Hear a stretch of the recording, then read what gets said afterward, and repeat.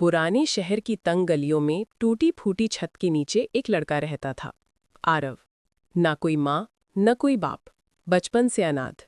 मोहल्ले के लोग उसे बेचारा कहकर बुलाते, मगर उसकी आंखों में कभी कमजोरी नहीं थी।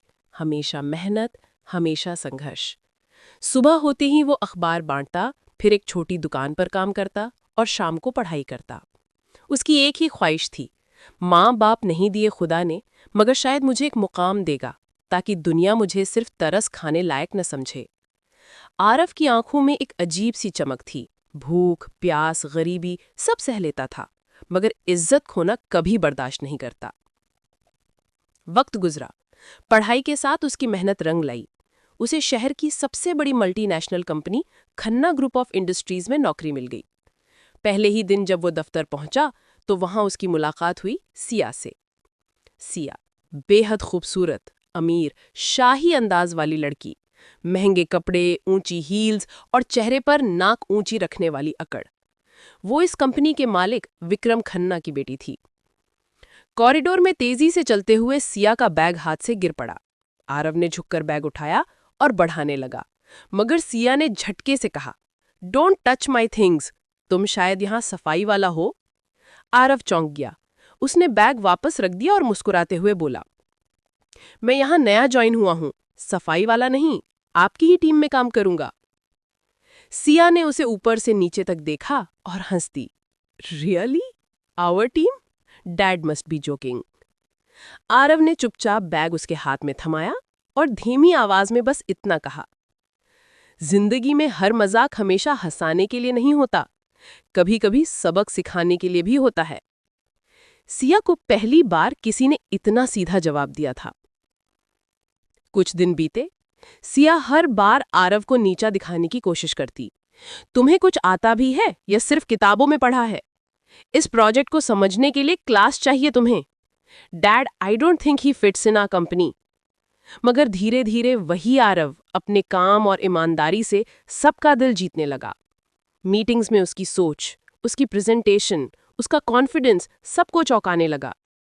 सिया बाहर से उसे ताने मारती, मगर अंदर से हर बार उसके जवाब और मेहनत से प्रभावित हो जाती। कंपनी का बड़ा प्रोजेक्ट था। रात देर तक आरव ऑफिस में काम कर रहा था। बाहर तेज बारिश हो रही थी।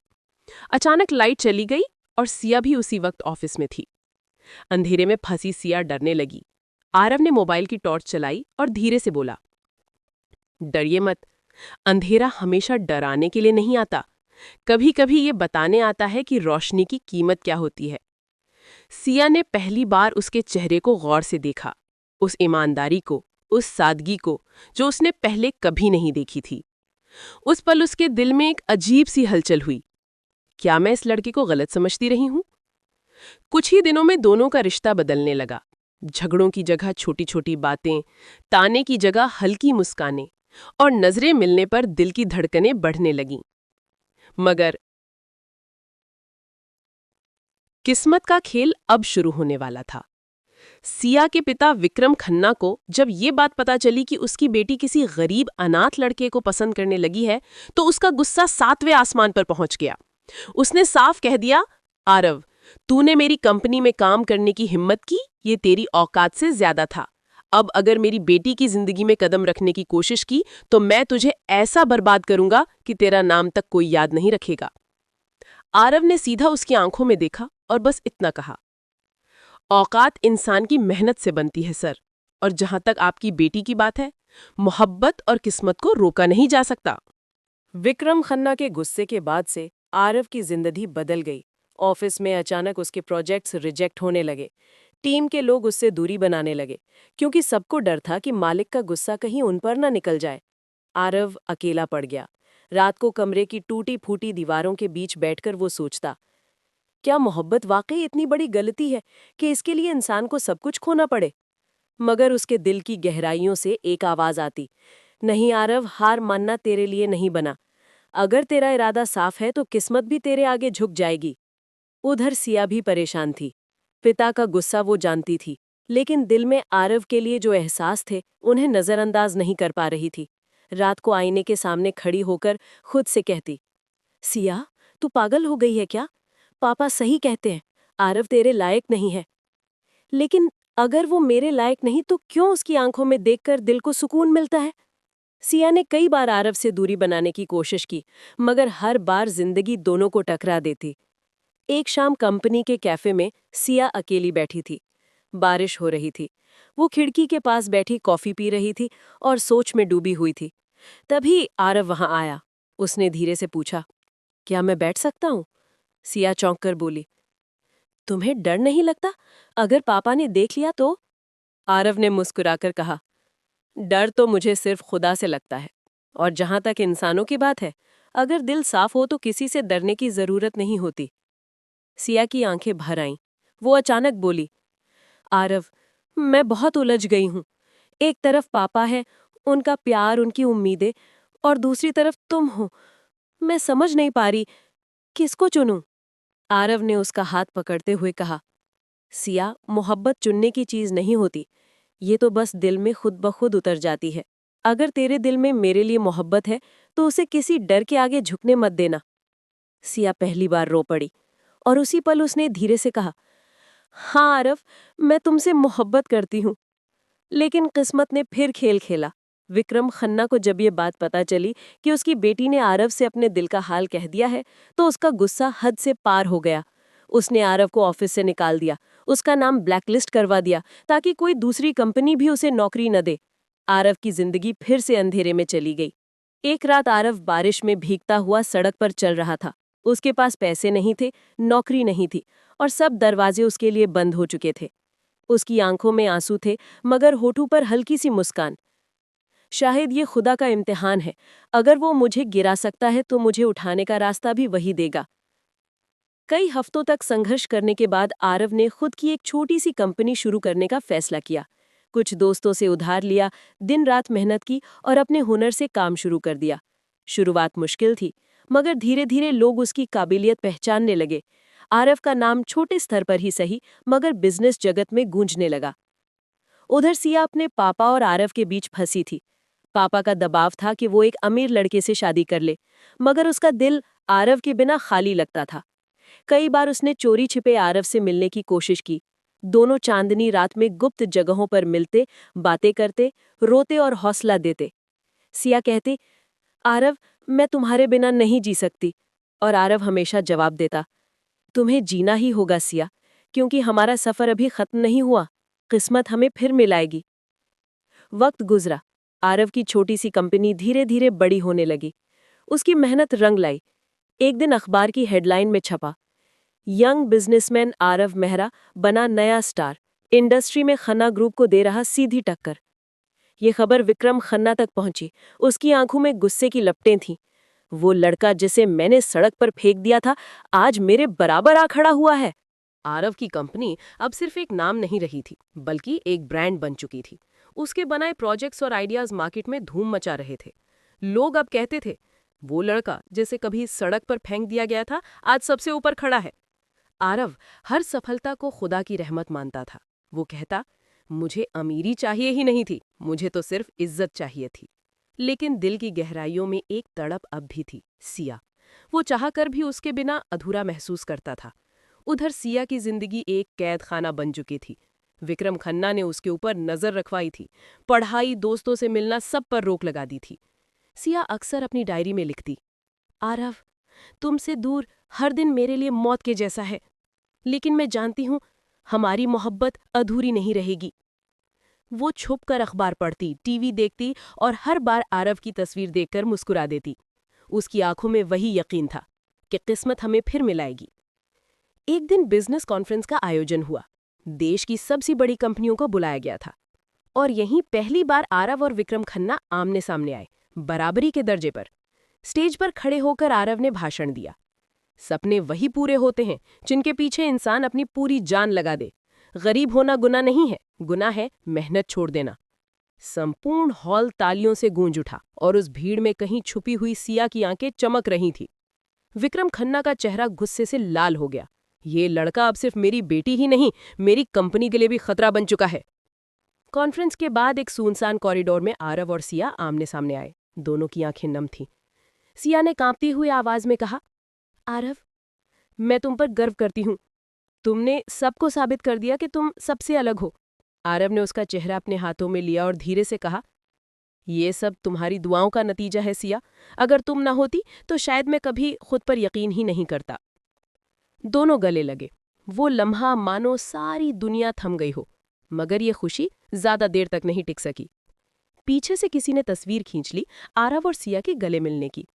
अगले ही दिन अखबारों और न्यूज चैनलों में headline I, young businessman Aarav Mehra का अफेयर खन्ना ग्रुप की बेटी से। पूरी मीडिया आग की तरह भड़क उठी। विक्रम खन्ना ने प्रेस कॉन्फ्रेंस बुलाकर कहा, ये लड़का सिर्फ मेरी बेटी और मेरी कंपनी का नाम का इस्तेमाल कर रहा है। ये एक ठग है और मैं अपनी बेटी की जिंदगी ऐसे बर्बाद नहीं होने दूंगा। लोगों ने सवाल उठाने शुरू कर दिए। आरव की इमेज पर दाग लग गया। पहली बार आरव को लगा कि अब की बार वो हार गया है। उसकी मेहनत, उसका नाम, सब बदनाम हो गया। क्लाइंट्स ने प्रोजेक्ट्स रोक दिए। रात को अकेले बैठकर उसने आसमान की तरफ देखा और कहा, खुदा, अगर मैंने कुछ गलत किया है तो मुझे सजा दे, मगर मेरी मोहब्बत को बदनाम मत कर। सिया ये सब बर्दाश्त नहीं कर सकी।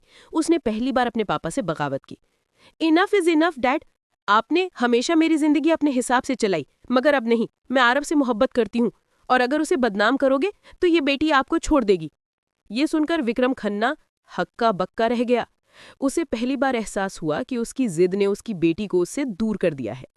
कुछ हफ्तों बाद एक बड़ा बिजनेस टेंडर आया जिसकी कीमत अरबों में थी। सभी बड़ी कंपनियां इसमें शामिल हुईं और किस्मत देखिए, आरव की कंपनी और खन्ना ग्रुप दोनों ही आमने सामने खड़े थे। ये टेंडर तय करने वाला था कि बाजार में कौन राजा बनेगा। सभी की नजरें इस लड़ाई पर थी। लंबे इंतजार और प्रेजेंटेशन के बाद रिजल्ट आया और सब दंग रह गए। विजेता थी आरव की कंपनी। पूरा हॉल तालियों से गूंज उठा। मीडिया चिल्लाई, गरीब से अमीर बना लड़का आरव मेहरा ने खन्ना ग्रुप को हरा दिया। विक्रम खन्ना की आंखों में आंसू आ गए।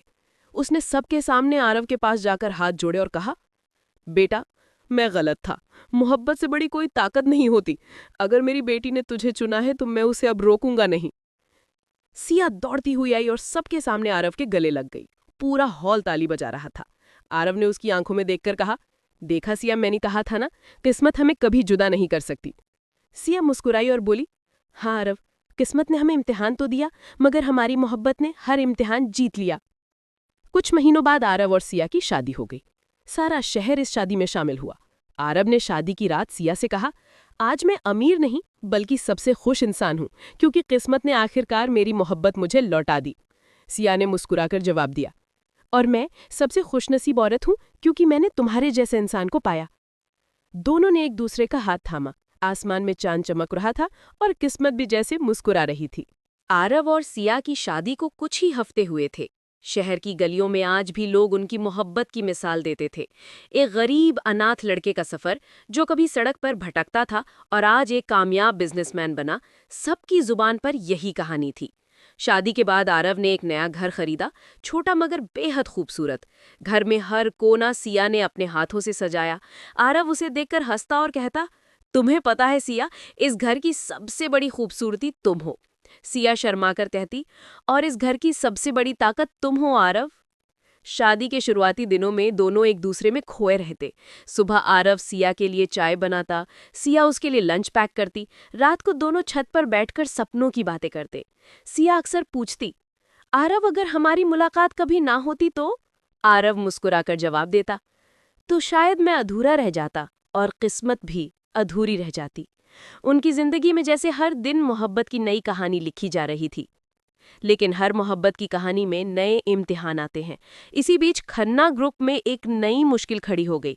विक्रम खन्ना का एक पुराना दुश्मन रणवीर शेखावत अचानक मार्केट में लौट आया। रणवीर चालाक, निर्दयी और बेहद ताकतवर बिजनेसमैन था। उसका मकसद सिर्फ एक था, खन्ना और आरव दोनों को बर्बाद करना। उसने धीरे धीरे आरव की कंपनी के खिलाफ झूठे केस दायर करने शुरू कर दिए। मीडिया में अफवाहें फैलाने लगा, यहाँ तक कि कर्मचारियों को रिश्वत देकर खरीदने की कोशिश की। विक्रम खन्ना, जो अब आरव को दामाद मान चुका था, इस मुश्किल से परेशान हो गया। उसने आरव से कहा, बेटा, रणवीर से मुकाबला आसान नहीं है। ये शख्स मुझे भी बरसों तक परेशान कर चुका है। आरव ने ठंडी सांस लेते हुए कहा, पापा, मैंने गरीबी देखी है, अपमान देखा है। रणवीर का डर मुझे रोक नहीं सकता। मैं हारूंगा नहीं। लेकिन सिया परेशान हो गई। उसने कहा, आरव, मुझे डर लग रहा है, कहीं ये सब हमें अलग न कर दे। आरव ने उसका हाथ थामकर कहा, सिया, मोहब्बत की डोर जब खुदा बांधता है तो कोई इंसान उसे तोड़ नहीं सकता। रणवीर ने अगली चाल चली। उसने मीडिया में यह खबर फैलाई कि आरव ने अपनी तरक्की के लिए खन्ना ग्रुप की बेटी से शादी की थी। लोगों ने बातें बनानी शुरू कर दी। सोशल मीडिया पर अफवाहें फैलने लगी। सिया को चोट पहुंची, मगर उसने आरव को संभालते हुए कहा, लोग चाहे कुछ भी कहें, मुझे सिर्फ अपने आरव पर भरोसा है। इन मुश्किलों के बीच भी दोनों का प्यार और गहरा होता गया। एक रात छत पर बैठे हुए सिया ने कहा, आरव, अगर कभी दुनिया हमारे खिलाफ हो जाए तो?